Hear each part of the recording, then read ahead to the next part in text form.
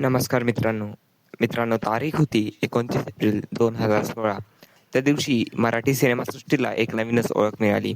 नागराज मंजुळे यांचा चित्रपट सैराट यांनी 110 कोटीची कमाई करत मराठीतील अव्वल क्रमांक गाठला आणि जो बेंचमार्क सैराटने सेट केला होता तो मोडायला आता बरेच वर्ष तरी लागणार हे नक्कीच होते.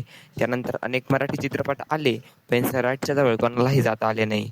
हो बाई पण भारी देवा, त्याच्यानंतर नटसम्राट, दशावतार, पावनखिंड यांनी चांगली कमाई केली खरी, पण तरी सैराटचा रेकॉर्ड मोडणं त्यांना काही जमलं नाही.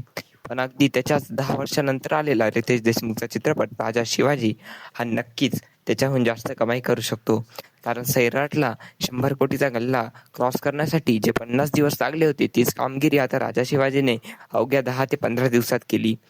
यावरूनच आता मराठी सिनेमासृष्टीला एक नवीन दिशा मिळणार हे नक्कीच.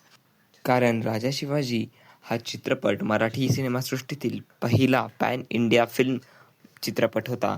त्यानंतर या चित्रपटाचे बजेट साधारणतः 75 ते 100 कोटीच्या जवळपास असून त्यामुळे हा मराठी सिनेमासृष्टीतील सर्वाधिक बजेट असणारा चित्रपट देखील आहे. जर या चित्रपटाने जर चांगलीच कमाई केलीच तर मोठमोठे प्रोडक्शन स्टुडिओज जसे की Dharma production, Jio studios, Panorama studios हे देखील मराठी चित्रपटांना प्रोत्साहन देतील आणि त्यामुळेच आपल्याला मराठीमध्ये देखील ॲक्शन, क्राईम, थ्रिलर, सस्पेन्स असे मोठ्या स्केलवर मूव्ही बघायला मिळू शकतात.